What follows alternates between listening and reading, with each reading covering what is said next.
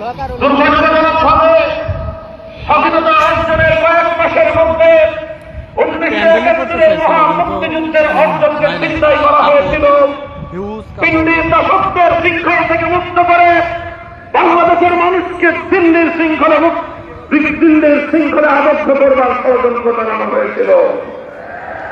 1972 সালে একটি সংবিধান তৈরি করা হয়।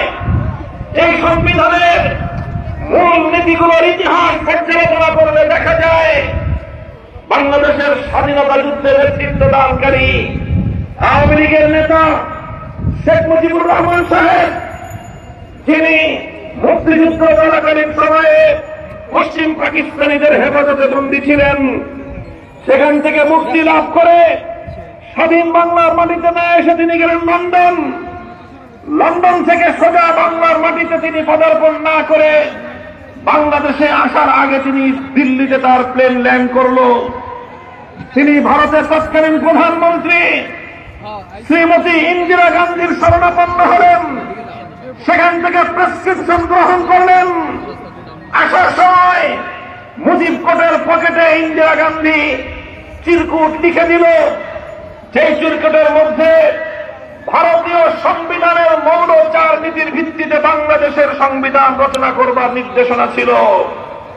শেখ মুজিবুর রহমান সাহেব 72 সালে বাংলাদেশে এসে সেই সংবিধান প্রণয়ন করলেন, যেই সংবিধানের মাধ্যমে বাংলাদেশের স্বাধীনতাকে ভারত মাতার চরণ তলে বলি দেওয়া হয়েছিল।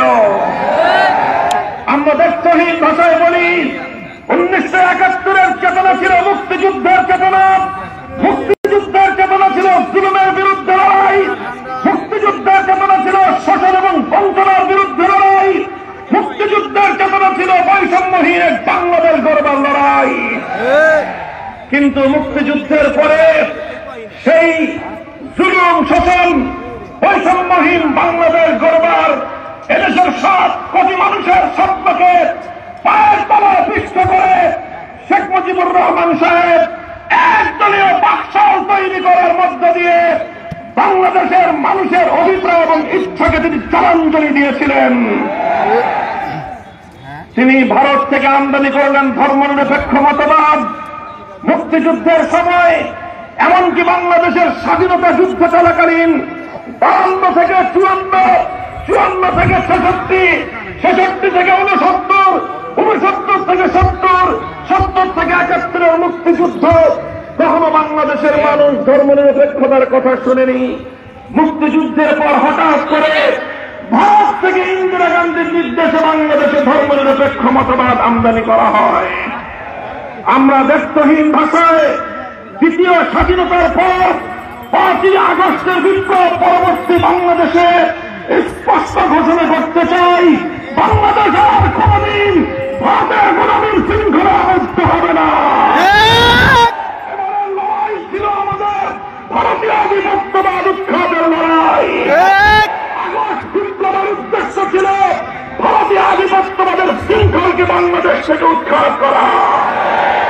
কাজেই যারা এখনো বাংলাদেশকে সেই ভারতীয় পচামান ধর্মনিরপেক্ষতার আলোকে পরিচালনা করবার দিবাস্বপ্ন দেখছেন, তাদের জন্য সবিনয়ে আমার আবেদন, আমার তাদের প্রতি অনুরোধ হল, ধর্মনিরপেক্ষতার প্রতি এত প্রীত থাকলে সীমান্ত খোলা আছে, চলে যেতে পারেন। শাহজালালের বাংলাদেশে আর কোনদিন ধর্মনিরপেক্ষতাকে ফিরে আসতে দেওয়া হবে না।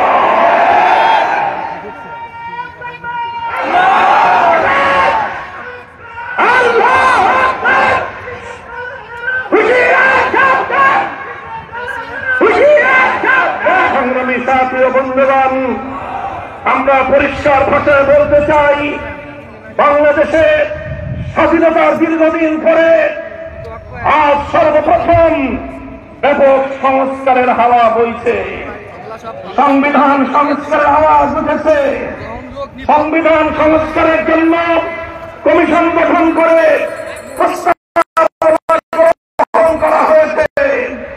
আমরা বলতে চাই, সংবিধান সংস্কারের চলমান এই প্রক্রিয়ায় এদেশের আলেম সমাজ, বাংলাদেশ খেলাফত মজলিস সহ অন্যান্য ইসলামী সংগঠনগুলো সহযোগিতার হাত প্রসার করে দিয়েছে।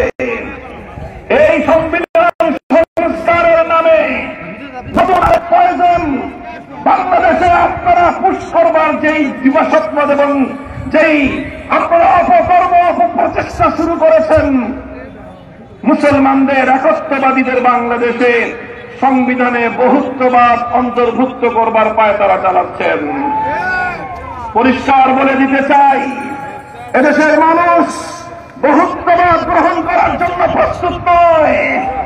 গণমানুষের ইচ্ছা এবং অভিপ্রায়কে সম্মান জানিয়ে বহুত্ববাদকে বাতিল করে সংবিধানে মহান আল্লাহর উপর অবিচল আস্থা এবং বিশ্বাসকে পুনর্বহাল করতে হবে।